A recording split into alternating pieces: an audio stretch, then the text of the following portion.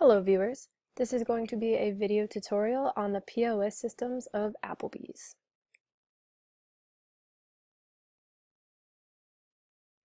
So what are we talking about here? Some topics discussed in this video tutorial will be the two different types of POS systems we use, our menu, the table and person numbers, putting in food and bev orders, and using modifiers. Unfortunately, as we may or may not know, there are many different aspects to a POS system, and without making this like an hour-long tutorial, I had to cut it down a bit.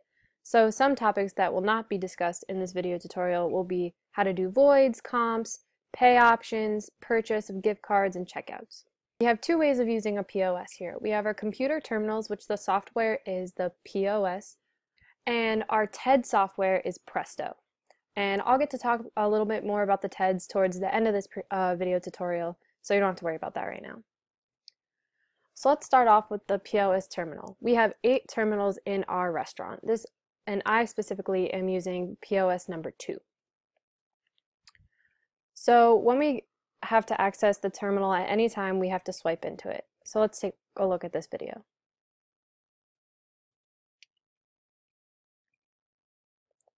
And then as you can see, my screen pops up. These are the tables I currently have in my section, which is section 4. Here is a look at the bar terminal, which the layout is a lot different than all of the other terminals because they only have the layout of seats 101 through 120 for the bar, and if the staff were to order food, tables 1 through 4. Just to get more of a perspective on the table layouts, here is our chart. We have 4 sections in this chart, and I am in section 4 on my terminal, so I have tables 31 through 33 and 41 through 43. Now this would be if I were on a 7 chart, where as you see on the left, we're only on a 4 chart. So when we swipe into our terminal, we have the other menu option. Let's take a look. So we swipe in, and in the corner we see other menu. This gives us the option to clock out, check out, transfer all our checks, change sections, do different reports, do fixed tips, and do balance inquiries. So now, as you can see, I'm logged into section 4, so what if I were to pick up a table for another server? We have 2 options here.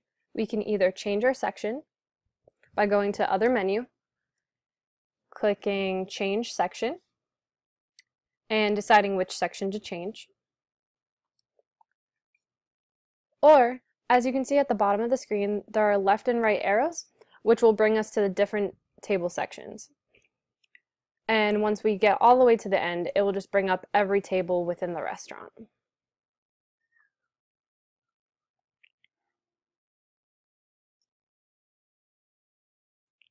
So let's take a look at our menu on the terminals. On the left, we have our main menu, which we always go to when we need to pick subcategories within the POS. And on the right, we'll start with our bev and liquor menu. We have all our liquors listed A to Z, and then we have our juices, shakes, soft drinks, virgin drinks, martinis, margaritas, shots, and then we have our modifiers at the bottom, which are liquid prep and garnishes. It's very important when ringing in items to make sure you split them up by person in case they ask for separate checks. So as you can see here, I have highlighted I am on person 2 on the left and person 3 on the bottom, and it'll always bring you back to the menu that you were previously on when you switch from person to person. So let's take a look at putting in a bev order.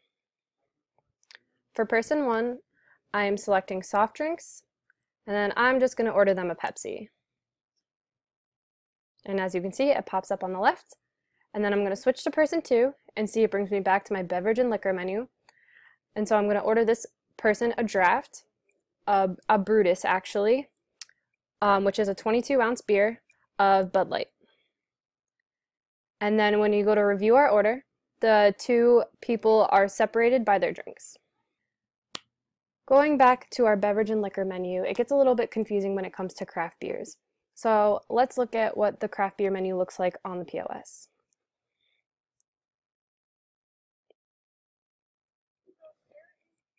And I'm just going to select craft pints because we can either do craft pints, which are 16 ounces, craft Brutuses, which are 22 ounces, or craft 11 ounces. It just depends on the alcohol percentage because we don't want to overserve our guests.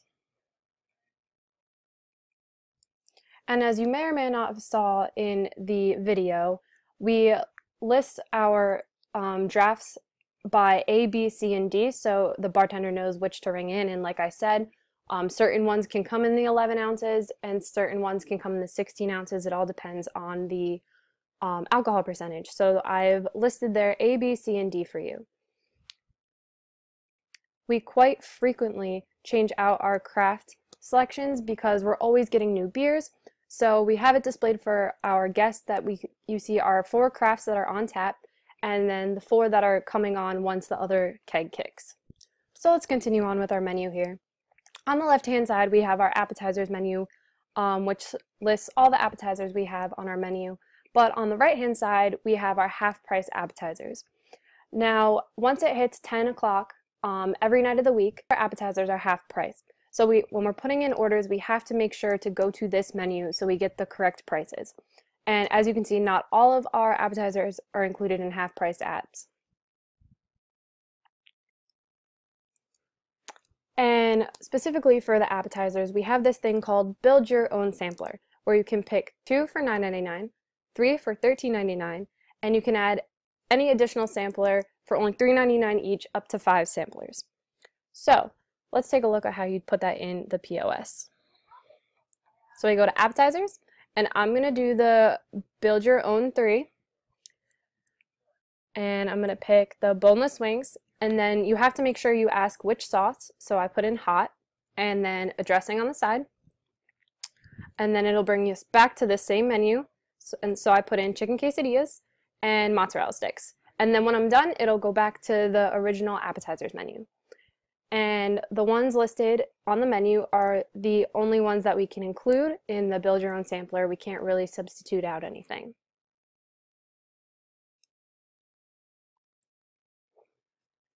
So now we have our happy hour beverages. Monday through Friday from 3 to 6 we have happy hour, and after 10 o'clock every night is also our happy hour specials.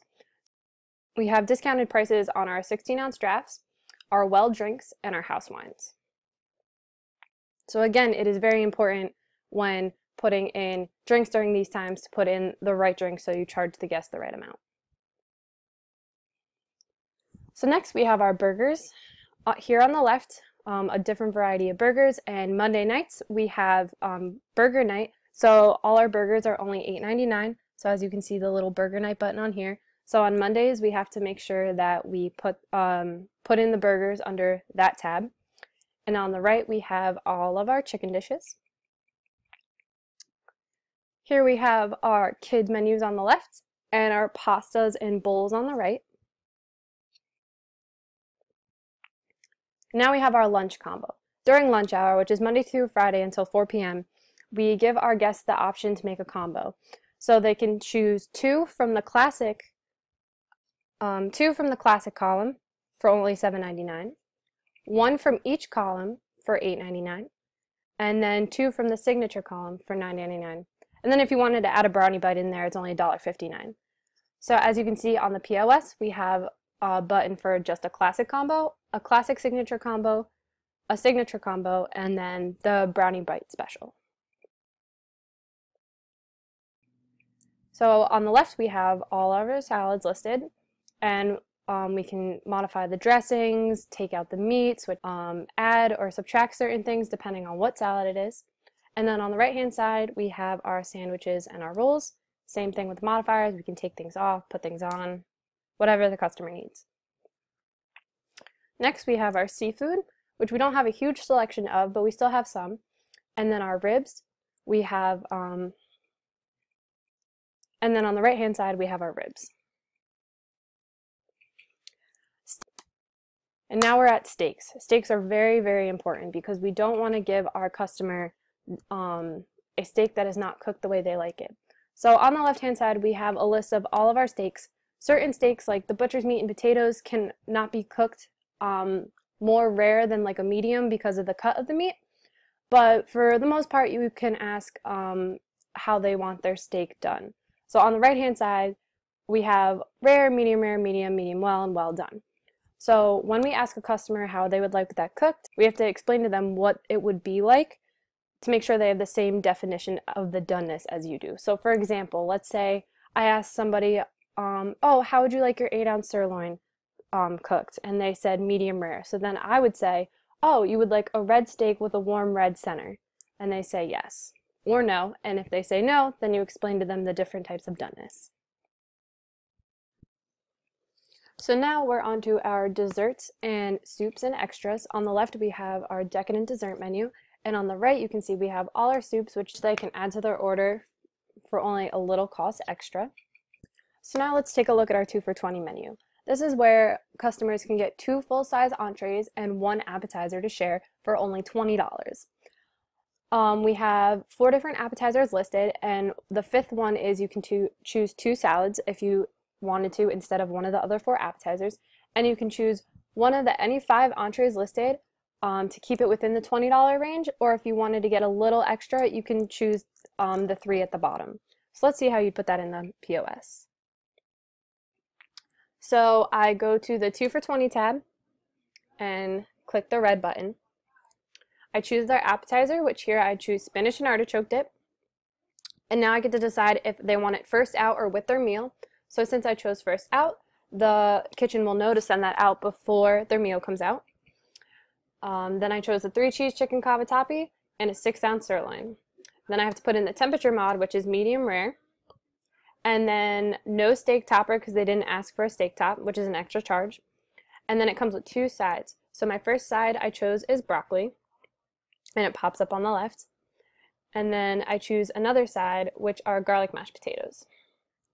And then it's all ready to send in the pack.